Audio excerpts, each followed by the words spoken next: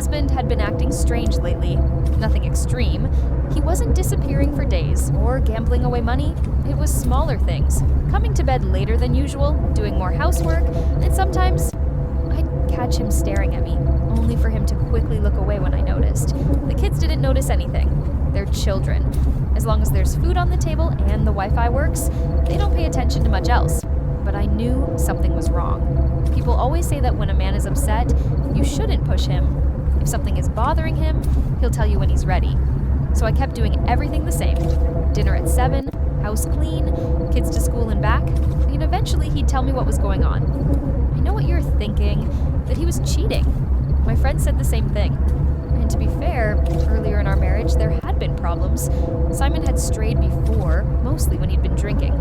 But this felt different. In fact, the last few months had been the best our marriage had ever been. He was kind to the kids, attentive to me. The house had been peaceful for the first time in years. Still, something wasn't right. Whenever he thought I wasn't looking, he had this guilty expression on his face. Like he was about to confess something, but couldn't bring himself to say it.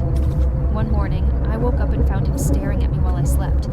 He quickly turned away when he realized I was awake. Then his job called the house, asking where he'd been. They said he'd called in sick for 3 days. He never mentioned being sick, so I checked his phone location. Instead of being at work, he was near a hiking trail where he used to run. I decided to wait. If there was something to tell, he would tell me. And eventually, he did. That evening, he came home and sat me down. "Sweetheart," he said, "we need to talk." I nodded. 2 months ago, I was near a hiking trail when I heard someone choking. By the time I got there, the man was already dead. So you what?" I asked. He